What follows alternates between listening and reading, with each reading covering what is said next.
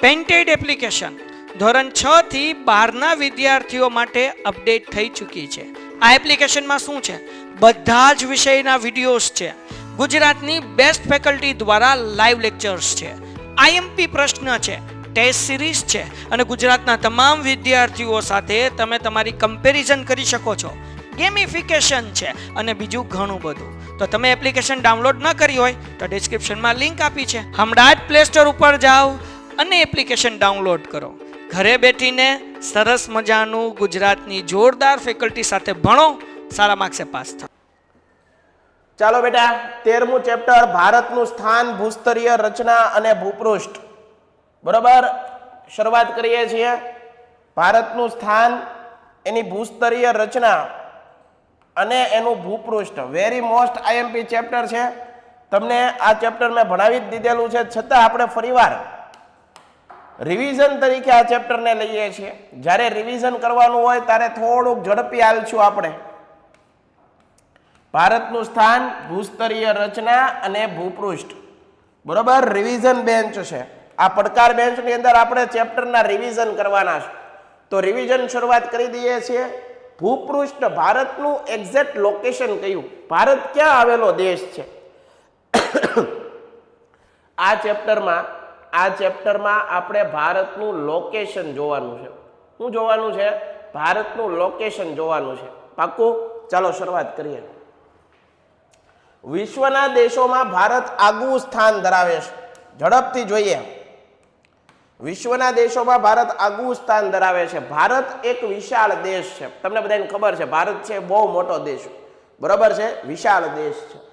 ભારતીય સંસ્કૃતિ કેવી છે? પ્રાચીન સંસ્કૃતિ. એટલા માટે તો આપણને વિશ્વગુરુ કહેવામાં આવે છે. આપણને વિશ્વગુરુ કહેવામાં આવે છે. ભારતીય સભ્યતા કેવી છે? બહુ પ્રાચીન, બહુ જૂની. બરાબર, એના માટે વિશ્વગુરુ.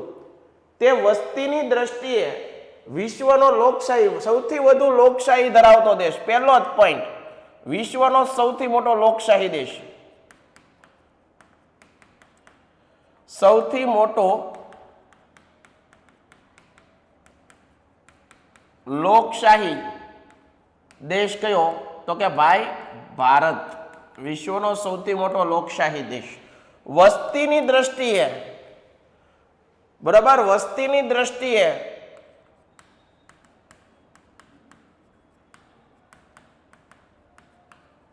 ભારતનો ક્રમ કેટલામો? વસ્તીની દ્રષ્ટિએ ભારતનો ક્રમ કેટલામો? બીજા નંબરે. પહેલા નંબરે કોણ આવે? તો કે ભાઈ ચીન. અને બીજા નંબરે કોણ આવે? તો કે ભાઈ ભારત. આટલી વસ્તુ ક્લિયર? ભારતીય સંસ્કૃતિ સમન્વયકારી ભાવનાઓ કોઈ પણ ધર્મ, જ્ઞાતિ, જાતિ, પ્રજા તરછોડી નથી. એનો મતલબ હું, ભારતના લોકોએ દરેક લોકોનો સ્વીકાર કર્યો. અંગ્રેજો ભારતમાં આવ્યા, એનો સ્વીકાર કર્યો. પોર્ટુગીઝ લોકો ભારતમાં આવ્યા, એનો સ્વીકાર કર્યો. મુગલ લોકો ભારતમાં આવ્યા, એનો સ્વીકાર કર્યો. પારસી લોકો ભારતમાં આવ્યા, તુર્કી આવ્યા, યુનાનીઓ આવ્યા, ગ્રીક લોકો આવ્યા. જે પણ વિદેશી પ્રજાઓ આવી, આ વિદેશી પ્રજાઓને ભારતમાં બધા લોકોને આપણે આવકાર્યા, બધા લોકોનો સ્વીકાર કર્યો. હા, એ અલગ વાત છે કે એ લોકોએ આપણું શોષણ કર્યું, પણ આપણે બધાનું શું કર્યો? સ્વીકાર કર્યો.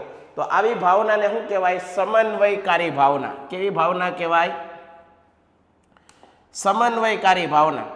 કોઈ પણ ધર્મ, જાતિ, પ્રજાને તરછોડી નથી. આપણે કોઈને ઇગ્નોર નથી કર્યા, બધા લોકોનો સ્વીકાર કર્યો છે. ભારતીય સંસ્કૃતિ, ભારતની અંદર જુદી જુદી સંસ્કૃતિઓનો સમન્વય જોવા મળે છે. સેમ સમન્વય જોવા મળે. અંગ્રેજો આવ્યા તો એની પણ પોતાની રૂઢિઓ અલગ હતી, તહેવારો અલગ હતા, ભાષા, લિપિ, બોલીઓ અલગ હતું. વિશ્વની ઘણી બધી પ્રજાઓ ભારતમાં આવી તો બધી પ્રજાઓ અલગ અલગ એ લોકોની સંસ્કૃતિ હતી. બરોબર ને? એ ઉપરાંત કુદરતી અને માનવ સર્જિત અનેક આપત્તિઓ આવી હોવા છતાં ભારતે પોતાની પ્રગતિ, વિકાસ અવિરતપણે ચાલુ રાખ્યા છે. આ ઉપરાંત ભારતીય સંસ્કૃતિના ઘડતર, વિકાસમાં પરિસ્થિતિઓ પણ ભાગ ભજવ્યો છે. તો આટલા ફકરામાંથી કેટલા પ્રશ્ન યાદ રાખો? આટલું યાદ રાખો. વિશ્વનો સૌથી મોટો લોકશાહી દેશ કયો છે? આપણો ભારત. વસ્તીની દ્રષ્ટિએ ભારતનો ક્રમ કેટલો છે? વસ્તીની દ્રષ્ટિએ કેટલો ક્રમ છે? તો ભાઈ ચીન પછી બીજા નંબરે. પણ વિસ્તારની દ્રષ્ટિએ ભારતનો ક્રમ કેટલો છે આગળ આપણે ભણીએ છીએ બરોબર. આટલી વસ્તુ તમને આ ફકરામાંથી યાદ રહેવી જોઈએ. એના પછી નેક્સ્ટ પેજ જોઈએ બરોબર છે. ભારતનું સ્થાન, કદ અને વિસ્તાર. અહીંયા ધ્યાન આપજો, એક એક મુદ્દો બરોબર ભણાવું છું. મેં તમને ઓલરેડી લખાવેલું છે, નોટ્સ બનાવડાવેલી છે. હવે હું ટેક્સ્ટ બુકની એક એક લીટી તમને ભણાવી રહ્યો છું. હવે પછી પણ ન આવડે તો એમાં આપણો ફોલ્ટ દેખાય, આપણો જ ફોલ્ટ હોય એમ માનવાનું. સાહેબના પ્રયત્ન પૂરેપૂરા છે. અહીંયા ધ્યાન આપો. ભૌગોલિક દ્રષ્ટિએ ભારત ઉત્તર ગોળાર્ધમાં આવેલો છે. ભારત કયા ગોળાર્ધમાં આવેલો? પહેલો પોઈન્ટ. ભારતનું લોકેશન જોઈએ છીએ એમાં પહેલો પોઈન્ટ. ભારત કયા ગોળાર્ધમાં? ગોળાર્ધ કયો? અહીંયા ધ્યાન આપજો.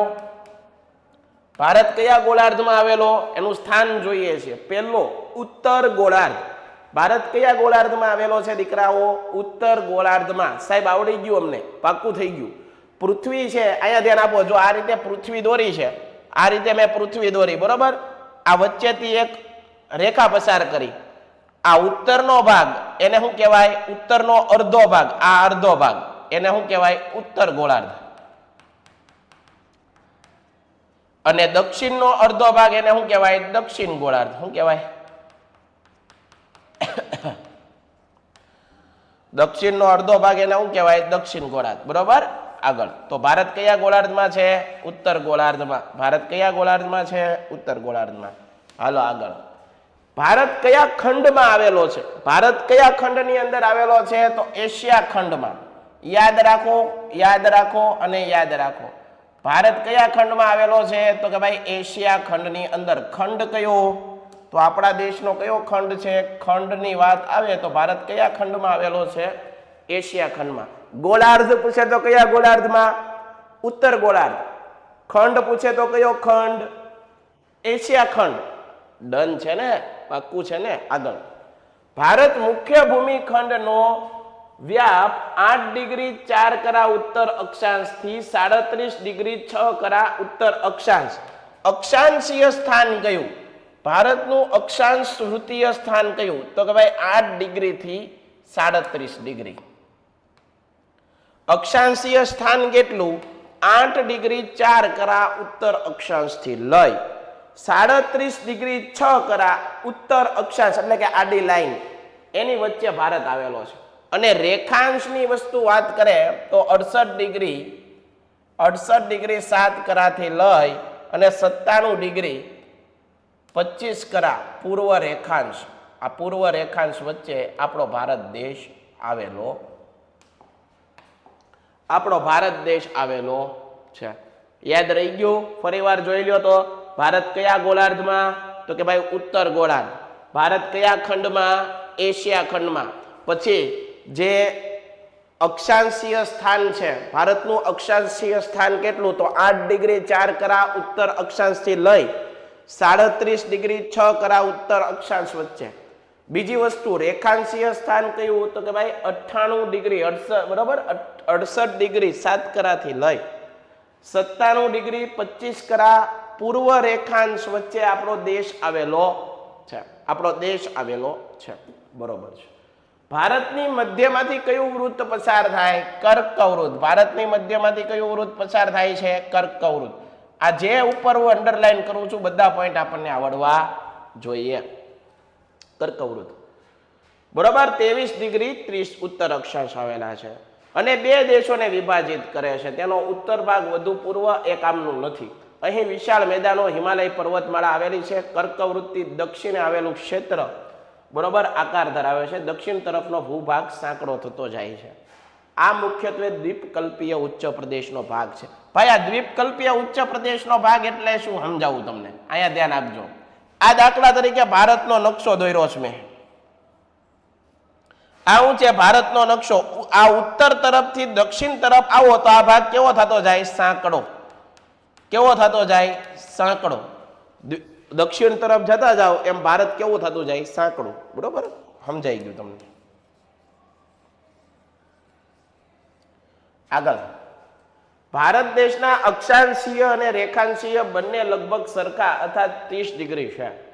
પરંતુ વાસ્તવિક રીતે લદ્દાખથી કન્યાકુમારી, યાદ રાખજો, ઉત્તરથી દક્ષિણ વચ્ચેનું અંતર, ભારતનો ઉત્તર શરૂઆત થાય ઉત્તરના ભાગથી લઈ અને દક્ષિણનો છેલ્લો ભાગ, એના વચ્ચેનું અંતર કેટલું છે? ઉત્તરથી દક્ષિણ વચ્ચેનું અંતર ડિસ્ટન્સ કેટલું છે? તે ડિસ્ટન્સ જુઓ કેટલું છે? 3214 કિમી. ઉત્તર દક્ષિણ વચ્ચેનું અંતર, ભારતના ઉત્તર દક્ષિણ વચ્ચેનું અંતર, ઉત્તર દક્ષિણ વચ્ચેનું અંતર, યાદ રાખજો, ઉત્તર દક્ષિણ વચ્ચેનું અંતર ભૂલાઈ ન જાય. ઉત્તર દક્ષિણ વચ્ચેનું અંતર દીકરાઓ ભૂલાય નહીં. કેટલું છે? 3214 કિમી. 3214 કિમી ઉત્તર અને દક્ષિણ વચ્ચેનું અંતર 3214 કિમી છે. ડન છે? હાલો આગળ. એના પછી આગળ વધીએ. ભારતનો પૂર્વ પશ્ચિમ ભાગ, બરોબર, ગુજરાતથી શરૂ કરીને અરુણાચલ, પૂર્વ પશ્ચિમ વિસ્તાર કેટલો છે? 33.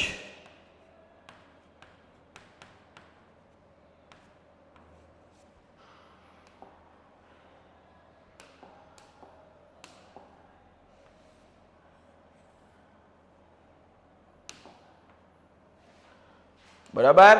ફરીવાર જુઓ, ફરીવાર ધ્યાન આપો, ફરીવાર ધ્યાન આપો. ભારત કયા ગોળાર્ધમાં? ઉત્તર ગોળાર્ધ. કયા ખંડમાં? એશિયા ખંડમાં. અક્ષાંશનું સ્થાન કેટલું? તો 8 ડિગ્રી 4 કરાથી 37 ડિગ્રી, 37 ડિગ્રી 6 કરા, બરોબર, ઉત્તર અક્ષાંશ વચ્ચે. અને રેખાંશની વાત કરો તો 68 ડિગ્રી 7 કરાથી 97 ડિગ્રી 25 કરાની વચ્ચે. કર્કવૃત્ત ભારતની મધ્યમાંથી પસાર થાય છે. કર્કવૃત્તથી દક્ષિણ તરફ જાવ એમ ભાગ કેવો થાય? સાંકડો થતો જાય, જેને આપણે દ્વીપકલ્પીય ઉચ્ચ પ્રદેશ કહીએ. ઉત્તરથી દક્ષિણ વચ્ચેનું અંતર કેટલું છે? 3214 કિમી. 3214 કિમીનું અંતર છે ઉત્તર દક્ષિણ વચ્ચેનું.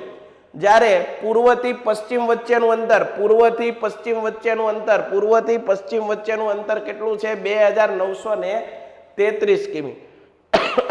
પાકું થયું? આટલી વસ્તુ તમને સમજાવી દીધી, બરાબર?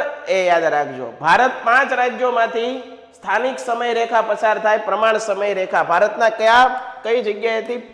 ભારતના પ્રમાણ સમય રેખા 82 ડિગ્રી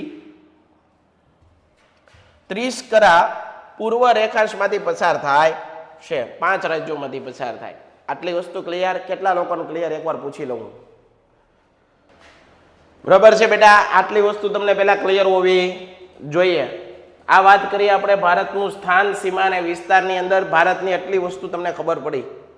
એના પછી આગળ વધીએ છીએ. જો ભારતનું ઉત્તરથી લઈને દક્ષિણ વચ્ચેનું અંતર, અહીંથી ભારત શરૂ થાય ને આથી લઈને ઉત્તરથી લઈને દક્ષિણ વચ્ચેનું અંતર કેટલું છે? તો બેટા યાદ રાખજો, 3214 કિમી. કેટલું છે? 3214 કિમી. ભારતનો આ છેડો, આથી લઈને આ છેડા વચ્ચેનું અંતર કેટલું છે? તો 2933 કિમી. કેટલી છે? 2933 કિમી છે, બરોબર, એના વચ્ચેનું અંતર. ક્લિયર થયું? આગળ વધીએ. હાલો ભાઈ, પ્રશ્ન નથી ને કોઈને? ચાલો હવે હું કોમેન્ટ બંધ કરું છું, આગળ વધું છું.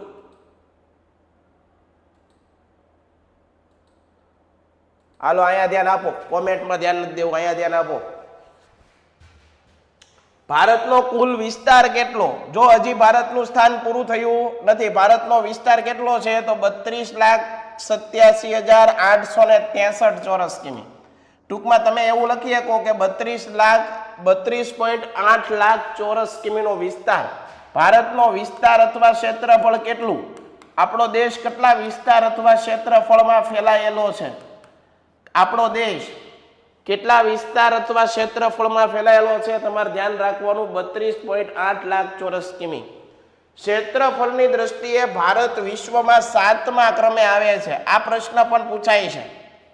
ક્ષેત્રફળની દ્રષ્ટિ, ક્ષેત્રફળ એટલે વિસ્તારની દ્રષ્ટિએ, વિસ્તારની દ્રષ્ટિએ ભારત 7મા ક્રમે. કેટલા ક્રમે? 7મો નંબર આવે. પેન્ટેડ એપ્લિકેશન ધોરણ 6 થી 12ના વિદ્યાર્થીઓ માટે અપડેટ થઈ ચૂકી છે. આ એપ્લિકેશનમાં શું છે? બધા જ વિષયના વિડીયોઝ છે. ગુજરાતની બેસ્ટ ફેકલ્ટી દ્વારા લાઈવ લેક્ચર્સ છે, આઈએમપી પ્રશ્ન છે, ટેસ્ટ સિરીઝ છે અને ગુજરાતના તમામ વિદ્યાર્થીઓ સાથે તમે તમારી કમ્પેરિઝન કરી શકો છો. ગેમિફિકેશન છે અને બીજું ઘણું બધું. તો તમે એપ્લિકેશન ડાઉનલોડ ન કરી હોય તો ડિસ્ક્રિપ્શનમાં લિંક આપી છે, હમણાં જ પ્લે સ્ટોર ઉપર જાઓ અને એપ્લિકેશન ડાઉનલોડ કરો.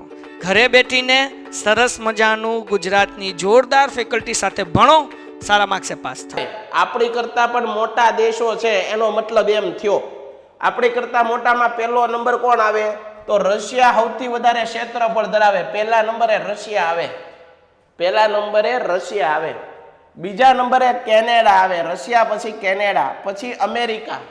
રશિયા, કેનેડા, અમેરિકા, પછી ચીન, બ્રાઝિલ અને ઓસ્ટ્રેલિયા.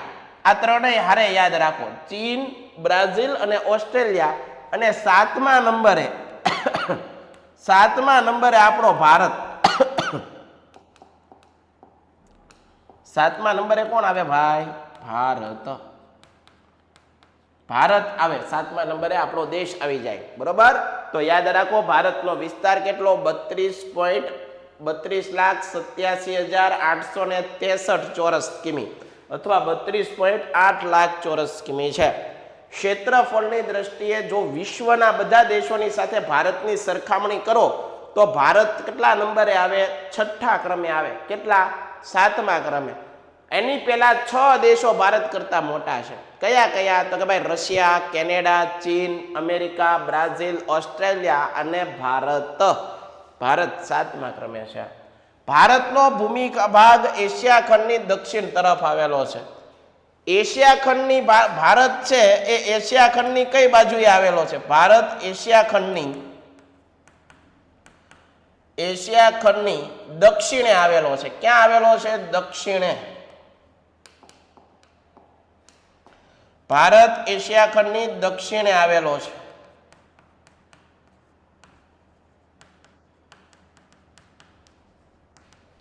ભારત એશિયા ખંડની ક્યાં આવેલો છે?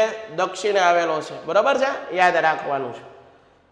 તેની ઉત્તરમાં ઊંચી પર્વતમાળાઓ સેંકડો કિલોમીટરની લંબાઈમાં પશ્ચિમથી પૂર્વ દિશામાં પથરાયેલી છે. તેના કારણે તિબ્બત, ચીન આવન જાવન ઊંચાઈ પર્વતીય માફક શક્ય રહે. દક્ષિણ ભારતીય દ્વીપકલ્પીય, પૂર્વમાં બંગાળની ખાડી. આટલું બધું કામનું નથી. પશ્ચિમમાં અરબ સાગર, દક્ષિણે હિન્દ મહાસાગર. હા, અહીંયા એક વસ્તુ કામની છે, અહીંયા ધ્યાન આપો. ભારતની ઉત્તરે, સાંભળજો બધું અહીંયા લખવું છે. ભારતની ઉત્તરે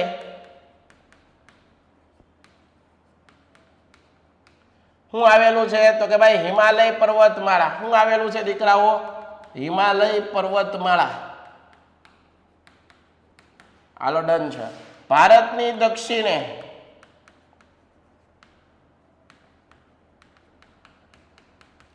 ભારતની ઉત્તરે હિમાલય, ભારતની દક્ષિણે શું આવેલું છે? તો હિન્દ મહાસાગર.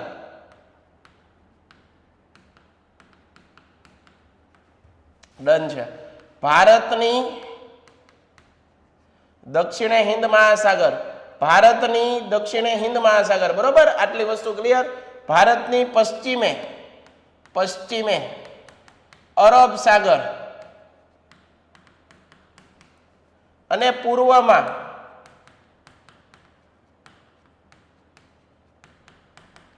બંગાળની ખાડી. તો આયા ધ્યાન આપો ફરીવાર. ભારતનો વિસ્તાર કેટલો? 32,87,863 ચોરસ કિમીનો વિસ્તાર છે. ક્ષેત્રફળની દ્રષ્ટિએ ભારતનું સ્થાન કેટલામાં? સાતમા ક્રમે. સાત પહેલા કેટલા? 6 આવે.